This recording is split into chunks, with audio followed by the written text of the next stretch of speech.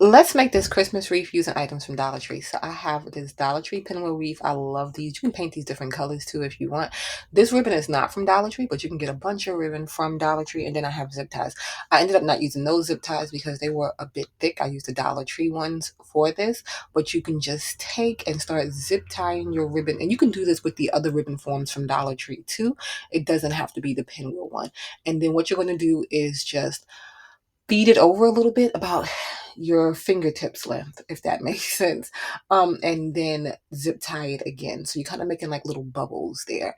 And then you're just going to keep doing that all the way around. So you see, I'm just going in and trying to make them about the same length, the same height. And you can do this with multiple ribbons if you want. You can do it bigger and you're going to get bigger bubbles. So when you flatten it out, you'll have like bigger coverage. If you're doing this with the other reform from Dollar Tree with the multiple layers, you can do this and do different colors on each one. You can do this in so many different ways. But once you go around, you'll just flatten it out like that. Well, not flat, but you'll just spread it out like that. And it covers up to where you put the zip ties on, and then you can reposition the stuff how you want it. Once I got towards the end, I did still have ribbon left. So you can see here, I had ran out of black, so I started using the red zip ties from Dollar Tree, but it's okay because they do get covered up as you open up the ribbon right there. So once I got to the end, I just made sure, everything was nice and everything overlapped and covered.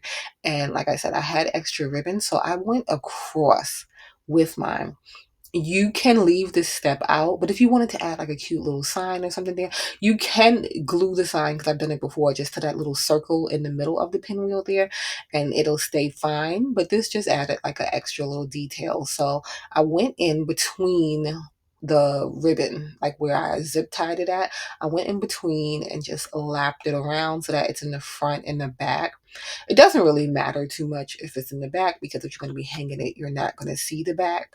But just in case, I put it on the front and the back, and then open back up the things, cut off all of the zip tie little tails there, and then I glued it together because it's front and back and it's not connected, and I didn't want that little flap going there. So then I just put glue in a few places, and then just use some clothespins just to keep it closed while it dried. So once it was dried and everything was done, then I took those clothespins off and I finished doing the wreath. You can leave it like this, and it's just nice and simple. And like I said, if you did extra ribbons, then it would be a little fluffier, have more colors. I wanted to put a white bow there, but I didn't have any white ribbon, nor did I have a pre-done bow. But you can, I just wanted to show you, you can put a bow there. And then I have some faux florals, some faux greenery that gives, like, kind of that Christmas feel. And I'm going to put those there. Okay, so you can glue these on, you can tie these on, you can add ribbon in the back, the not the red that I'm going to show you, but just the color that would go with it. You won't really see it once you put on all of your stuff, but you can add the ribbon just to make it a little easier to put the pieces down. And then for the acorns there, pine cones there, I tied those down, and that's how it came out.